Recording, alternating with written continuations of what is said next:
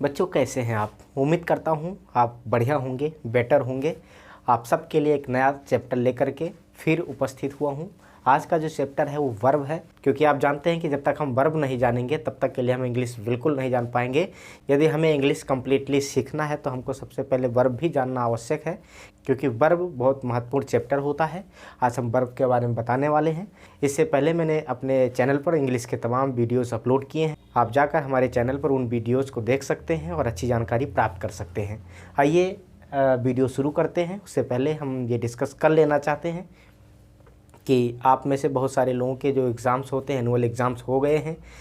जो 9th में थे वो 10th में आ गए हैं, जो 10th में थे वो 11th में आ गए हैं, और जो 8th में थे वो 9th में पहुँचे हैं। आप सबका न्यू ईयर में मोस्ट वेलकम करता हूँ।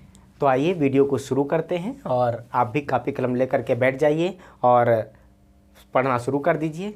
और साथ साथ में मैं बार बार कहता आया हूँ कि आप नोट्स ज़रूर बनाते रहें, क्योंकि जब कभी आपको कहीं प्रॉब्लम होने लगे तो आप नोट्स को ओपन करके आप पुनः उसको रिवाइज कर सकते हैं, उसको पढ़ सकते हैं। आइए वीडियो को शुरू करते हैं। जैसा कि बच्चों यहाँ पर देख रहे हैं, वर्ब लिखा हुआ है। वर्ब मीन्स क्रिया होता है। क्रिया क्या है हम सबसे पहले ये जानेंगे। वर्ब के बारे में तमाम डेफिनेशंस है, लेकिन मैं बहुत शॉर्ट डेफिनेशन आपको देने वाला हूँ। आप कह सकते हैं कि वर्ब इज़ एन एक्शन, यानी कि जब किसी सब्जेक्ट के द्वारा, जब किसी नाउन के द्वारा कोई एक्शन किया जाता है, किसी प्रकार का कार्य किया जाता है, तो उसके कार्य करने का जो तरीका होता है, कार्य करने की जो स्टाइल होती है, उस स्टाइल को ही हम कहते हैं वर्ब। तो हम कह सकते हैं कि वर्ब ऐसे शब्द होते हैं जिनके द्वारा किसी व्यक्ति के द्वारा किए गए कार्यों के बारे में पता चलता है। तो आइए हम पढ़ते हैं कि वर्ब कितने प्रकार की होती है। यहाँ जैसा कि आप देख रहे हैं मैंने लिख रखा है, वर्ब स्पेशली 2 प्रकार की होती हैं। मैंने पहला आपको लिख रखा है प्रिंसिपल वर्ब, इसको आप मेन वर्ब के नाम से भी जानते हैं, और दूसरा है ऑक्सिलरी वर्ब। सबसे पहले हम देखते हैं प्रिंसिपल वर्ब क्या होता है।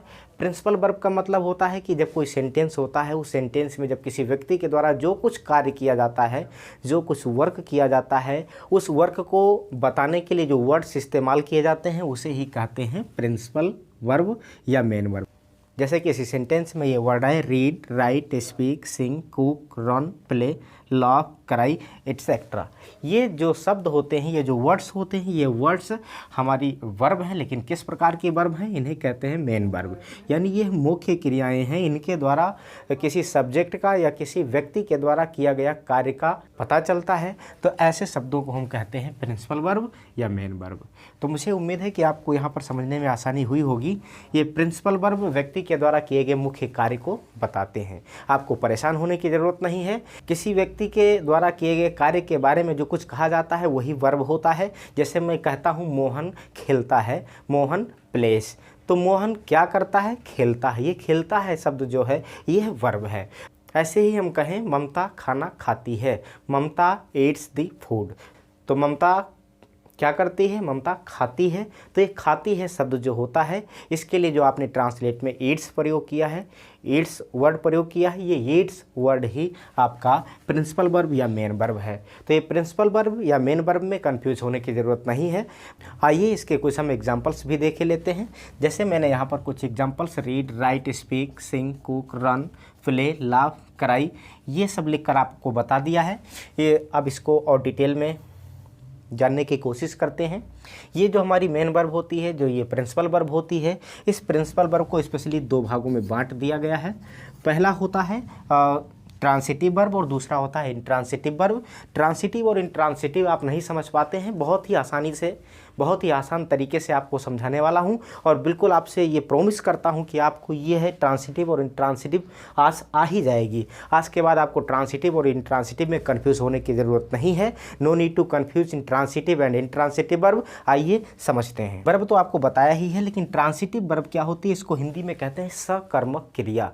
सकर्मक क्रिया का मतलब होता है ऐसी क्रिया या ऐसी वर्ब जिसके साथ में ऑब्जेक्ट या कर्म जुड़ा रहता है, वो ट्रांसिटिव वर्ब कहलाती है। इसका मतलब ये हुआ कि कोई यदि सेंटेंस दिया गया है, उस सेंटेंस में यदि ऑब्जेक्ट भी वर्ब के साथ इंक्लूड है, जुड़ा हुआ है, तो आप ये कह सकते हैं कि ये जो वर्ब है, ये वर्ब ट्रांसिटिव वर्ब के अंतर्गत आती है। जैसे मैंने यहाँ पर एग्जाम्पल्स लिख रखे हैं। एग्जाम्पल नंबर 1 में लिखा है राम रीड्स अ बुक। तो देखिए ये रीड्स जो है, ये रीड्स आपका मेन वर्ब या प्रिंसिपल वर्ब है, लेकिन इसके साथ में देखिए ऑब्जेक्ट आया हुआ है।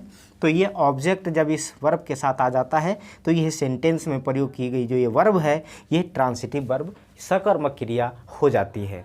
दूसरा example, you play the football. तो यहाँ देखिए ये यू सब्जेक्ट है और यहाँ वह जो प्ले है ये वर्ब है। इस वर्ब के साथ भी देखिए ऑब्जेक्ट आया हुआ है, मेन वर्ब के साथ ऑब्जेक्ट जुड़ा हुआ है, अतः ये सेंटेंस में प्रयोग की गई है जो वर्ब है ये ट्रांसिटिव वर्ब है। इसी तरह से तीसरा एग्जाम्पल हम देख लेते हैं, Radha sings a song. Radha एक कार्य कर रही है, वो गाने का कार्य कर रही है, जिसके लिए आपने एक वर्ड इस्तेमाल किया सिंग्स। यह सिंग्स आपका मेन वर्ब या प्रिंसिपल वर्ब है। इसके साथ देखिए एक ऑब्जेक्ट ऐड किया गया है। यह ऑब्जेक्ट आ जाने से यह जो ये आपके वर्ब है यह वर्ब हो जाती है ट्रांसिटिव वर्ब। तो ये है ट्रांसिटिव वर्ब्स के कुछ एग्जाम्पल्स रहे हैं। मैंने आपको ट्रांसिटिव वर्ब के बारे में समझाने की कोशिश की है। दूसरा है इनट्रांसिटिव वर्ब। इनट्रांसिटिव वर्ब जो है वो ट्रांसिटिव वर्ब से बिल्कुल अलग है, लेकिन इतना अलग भी नहीं है कि आप समझ नहीं सकते हैं। ट्रांसिटिव वर्ब में क्या है, ऑब्जेक्ट दिया जाता है, और इनट्रांसिटिव वर्ब में क्या होता है, ऑब्जेक्ट नहीं दिया जाता, यानी वर्ब होगी लेकिन ऑब्जेक्ट नहीं होगा। एक मुख्य क्रिया होगी लेकिन उसके साथ में ऑब्जेक्ट नहीं होगा। आइए देख लेते हैं। जैसे एग्जाम्पल नंबर 1 लिखा हुआ है राम रीड्स। तो देखिए राम रीड्स के बाद फुल स्टॉप लगा हुआ है, इसके आगे कोई ऑब्जेक्ट नहीं है। ऐसी वर्ब्स जो होती हैं वो इंट्रांसिटिव वर्ब कहलाती हैं। दूसरा यू प्ले। देखिए यू प्ले यानी तुम खेलते हो। क्या खेलते हो, यानी इसके साथ ऑब्जेक्ट नहीं दिया गया है, अतः ये सेंटेंस में आई हुई ये वर्ब प्ले यह इंट्रांसिटिव वर्ब होगी।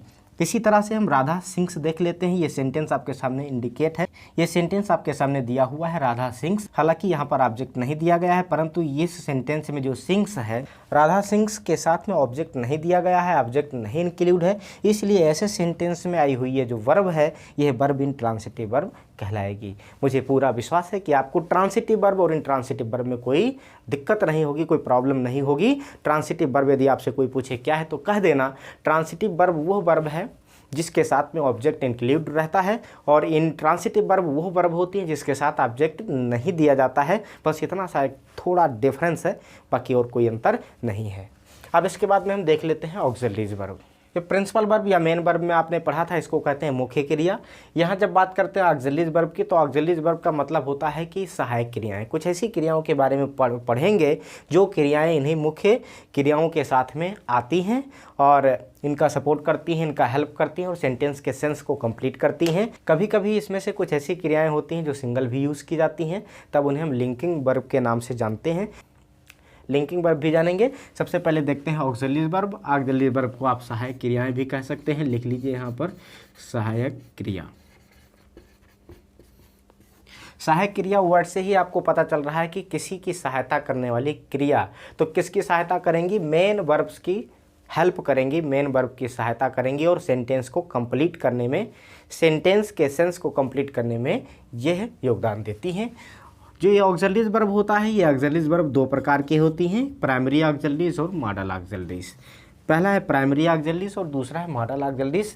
वैसे जो ऑक्सिलरीज होती हैं इनको हम टोटली पढ़ते हैं 24 कैटेगरी में, यानी ये 24 प्रकार की होती हैं, 24 प्रकार की होती हैं, जिनको बारी बारी से हम अलग अलग पढ़ते हैं। इनके अलग अलग यूजेस होते हैं, हम अलग अलग इसके यूज को भी बाद में देखेंगे, लेकिन उससे पहले सामान्य जनरली इनके बारे में हम जान लेते हैं कि इनका नेचर क्या है, यह किस प्रकार से प्रयोग की जाती हैं और स्पेशली यह कहाँ से बनती हैं, जिसे हम देखेंगे। जैसे लिखा हुआ है प्राइमरी ऑक्सिलरीज। प्राइमरी ऑक्सिलरीज में सबसे पहले आपको ध्यान देना होगा बी, डू और हैव। बी, डू और हैव, ये जो तीनों वर्ड्स आपके सामने दिए गए हैं, ये तीनों वर्ड्स जो हैं प्राइमरी ऑक्सिलरीज के अंतर्गत आते हैं।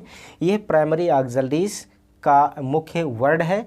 इसके अंतर्गत भी कुछ शब्द आते हैं, उन शब्दों को भी आपने लगातार छोटे क्लासों में पढ़ा होगा और वहीं पर आपको कन्फ्यूज़न होता है कि यह सब कहाँ से आ जाता है, इसको किस तरह से पढ़ा जाए, आप नहीं समझ पाते हैं, तो उसे ही समझाने का मैंने पूरा प्रयास किया है। देखिए बी का मतलब होता है होना, बी का मतलब होता है होना, डू का मतलब होता है करना और हैव का मतलब होता है पास में होना या रखना, पास में होना या रखना। इतना आपने ध्यान में रखेंगे। सबसे पहले इनका जो प्रयोग है, इनका प्रयोग सिंपल सेंटेंसेस में भी करते हैं और इनका प्रयोग हम टेंस में भी करते हैं। तो सेंटेंस और टेंस दोनों जगह इनका प्रयोग होता है। कैसे होता है यहाँ आपको टेंस में बताएंगे, उससे पहले हम थोड़ी सी सामान्य जानकारी यहाँ पर देखते हैं। जैसे इज़ है, एम है, आर है, वाज है, वर है, बिकम है, बीइंग है, विल बी, शैल बी जैसे जो वर्ड हैं ये सभी वर्ड वी के ही फैमिली हैं, बी से ही रिलेट करते हैं। इस सब का मतलब होता है होना। ये सब का मतलब होता है होना, चाहे वो फ्यूचर में होने की बात की गई हो, चाहे पास्ट में होने की बात कही गई हो, चाहे प्रेजेंट में होने की बात कही गई हो। सेंटेंस के सेंस के अकॉर्डिंग, सेंटेंस के नेचर के अकॉर्डिंग इनका अलग अलग यूज़ करते हैं। जैसे प्रेजेंट टाइम के लिए एस एम आर का प्रयोग करते हैं, पास्ट के लिए वाज और वर का प्रयोग करते हैं, और फ्यूचर के लिए विल बी या shall be, will have, shall have का प्रयोग करते हैं। ये सब हम टेंस में जानेंगे और पीछे वीडियो में मैंने समझाया भी है। तो इस तरह से हम जान लेते हैं कि ये सारे शब्द जो होते हैं ये बी के ही फैमिली से रिलेट करते हैं। दूसरा यहाँ पर लिखा हुआ है डू। डू मतलब होता है करना। तो डू को हम 3 प्रकार से सेंटेंस में देखते हैं। एक तो डू को डू के रूप में देखते हैं, डज के रूप में देखते हैं, डिड के रूप में देखते हैं। तो ये जो डू और डज है, ये डू और डज दोनों का प्रयोग किया जाता है प्रेजेंट में, और जो डिड है ये डिड का प्रयोग किया जाता है पास्ट में। तो प्रेजेंट और पास्ट में यहाँ क्या डिफरेंस है? जैसे आई बी यू दे और प्लूरल के साथ में डू लगाते हैं हम टेंसों में, और डज का प्रयोग ही सीट और सिंगुलर के साथ में किया जाता है। तो ये इतना ध्यान हम टेंस में स्पेशली देंगे। उसके बाद डिड देख लेते हैं। तो डिड का प्रयोग किया जाता है पास्ट टेंस में, पास्ट टाइम को दिखाने के लिए डिड का प्रयोग किया जाता है, और इसका प्रयोग हम पास्ट इंडेफिनिट टेंस में करते हैं। तो सेंटेंस और टेंस दोनों जगह भी इनका इस्तेमाल हम कर सकते हैं। उसके अलावा हम देखते हैं हैव। हैव के भी 3 फॉर्म होते हैं, एक तो हैव स्वयं, और दूसरा हैज, और तीसरा हैड। तो हैव, हैज और हैड ये 3 फॉर्म हम सिंपल सेंटेंस के अंतर्गत और टेंस के अंतर्गत भी पढ़ते हैं। जैसे हैव का मतलब भी पास होना होता है, हैज का मतलब भी पास होना होता है, और हैड का मतलब भी पास होना ही होता है। हालांकि हैड का प्रयोग पास्ट टेंस में किया जाता है, हैज और हैव का प्रयोग प्रेजेंट में किया जाता है। हैव का जो प्रयोग है वो आई बी यू दे और प्लूरल के साथ में किया जाता है। हैज का प्रयोग जो होता है वो स्पेशली ही, सी, इट या सिंगुलर सब्जेक्ट के साथ में, सिंगुलर नाउन के साथ में किया जाता है। इस तरह से हैव, हैज और हैड का प्रयोग किया जाता है। तो इसके बाद में हमारा आता है मॉडल ऑक्सिलरीज। मॉडल ऑक्सिलरीज हालांकि जैसा कि टोटल सब मिला करके हमने कहा था 24 होते हैं, लेकिन यहाँ पर कुछ चीज़ों को अलग हटाने का प्रयास किया है। प्राइमरी ऑक्सिलरीज में ये सारी चीज़ें स्पेशली बी, डू और हैव आता है। और मॉडल ऑक्सिलरीज में जब बात करेंगे तो उसके अतिरिक्त जितने भी वर्ड्स होते हैं वो मॉडल ऑक्सिलरीज में आ जाते हैं। जैसे can, could, may, might, should, would, must, ये सारे शब्द हमारे मॉडल ऑक्सिलरीज के अंतर्गत आते हैं। ये सारे मॉडल ऑक्सिलरीज वर्ब के अंतर्गत आते हैं। इसका हम अलग अलग यूज़ पढ़ते हैं। जैसे कैन का प्रयोग आपने पढ़ा होगा, कुड का प्रयोग पढ़ा होगा, मे का प्रयोग पढ़ा होगा, माइट का प्रयोग पढ़ा होगा, शुड का प्रयोग किया होगा। ऐसे तमाम सारे इसके यूज़ होते हैं। हम सभी बारी बारी से इसको अगले वीडियो में समझेंगे। आज के वीडियो में मैंने शॉर्ट तरीके से आपको वर्ब के बारे में समझाने की कोशिश की है। पुनः एक बार मैं रिपीट कर दे रहा हूँ। वर्ब क्या है? Verb is an action. किसी व्यक्ति के द्वारा किए गए कार्य को करने का जो तरीका होता है, उस तरीके का जो नाम होता है, उस तरीके को जिस वर्ड से यूज़ करते हैं उस वर्ड को ही हम कहते हैं वर्ब। इसीलिए वर्ब क्या है? एक एक्शन है। जैसे मैं इस समय पढ़ा रहा हूँ, हालांकि हम एक काम कर रहे हैं, काम किस तरह से कर रहे हैं कैसे आप पहचानेंगे? तो इसके लिए जो एक शब्द आप इस तरीके को देख करके जो बताते हैं, लिखते हैं, वह शब्द ही क्या है? वर्ब है। जैसे मोहन खाना खा रहा है। कैसे जानेंगे कि मोहन खाना खा रहा है? क्योंकि मोहन को आप देखेंगे, मोहन का कार्य देखेंगे, उस कार्य को देख करके उसके जो तरीके हैं उस तरीके को पहचानेंगे, फिर उसके लिए एक शब्द का इस्तेमाल करेंगे, वो शब्द ही कहलाएगा आपका वर्ब। वैसे भी आपने वर्ब के बारे में तमाम डेफिनेशंस पढ़ी है। आपने पढ़ा है कि वर्ब वह शब्द होते हैं जिसके द्वारा किसी व्यक्ति के कार्य का करना या होना प्रकट होता है। तो यह डेफिनेशन आपको पहले से भी याद है, लेकिन मैंने अपने तरीके से बताने की कोशिश की है। There are 2 kinds of verb. पहला है प्रिंसिपल वर्ब, दूसरा है ऑक्सिलरी वर्ब। प्रिंसिपल वर्ब को मेन वर्ब भी कहते हैं, जैसे मैंने आपको यहाँ इंडिकेट करके बता दिया है। Read, write, speak, sing, cook, play, lock, यानी आपके द्वारा जो भी कार्य किया जाता है वो सारा कार्य आपका प्रिंसिपल वर्ब या मेन वर्ब के अंतर्गत आता है। इसमें 2 प्रकार की वर्ब आती हैं। सेंटेंस में जब किसी वर्ब के साथ में ऑब्जेक्ट दिया जाता है तो आपका होता है ट्रांसिटिव वर्ब। जब ऑब्जेक्ट नहीं दिया जाता है तो होता है इनट्रांसिटिव वर्ब, जिसको एग्जाम्पल से मैंने यहाँ पर बता दिया है। दूसरा होता है मॉडल ऑक्सिलरीज यानी सहायक क्रिया। ये सहायक क्रियाएँ क्या करती हैं? ये प्रिंसिपल वर्ब या मेन वर्ब की हेल्प करती हैं। हालांकि कभी कभी ये अकेले में भी प्रयोग की जाती हैं। जब ये अकेले में प्रयोग की जाती हैं तब इन्हें कहते हैं लिंकिंग वर्ब। यानी अकेले में प्रयोग करने का मतलब ये हुआ कि जब यह मेन वर्ब या प्रिंसिपल वर्ब के साथ नहीं आती हैं, स्वयं अकेले आकर के किसी नाउन को किसी प्रोनाउन से किसी प्रोनाउन को किसी प्रोनाउन से, किसी सब्जेक्ट को किसी नाउन से जोड़ने का जब काम करती हैं, संबंध बताने का काम करती हैं, जोड़ने का काम करती हैं, तब इन्हें कहते हैं हम हेल्पिंग वर्ब। हालांकि यहाँ पर जो आपने पढ़ा है वो मॉडल ऑक्सिलरीज और प्राइमरी ऑक्सिलरीज पढ़ा है। प्राइमरी ऑक्सिलरीज में क्या आता है? बी आता है, डू आता है और हैव आता है। बी, डू और हैव ये प्राइमरी ऑक्सिलरीज हैं और उनके तमाम फार्म होते हैं जो आपको सामने बता दिया है। स्क्रीनशॉट लेकर के आप इसको नोट भी बना सकते हो। और मॉडल ऑक्सिलरीज इधर मैंने बताया, मॉडल ऑक्सिलरीज में कैन, कुड, में, माइट, शुड, मस्ट ये सब सारे शब्द आ जाते हैं।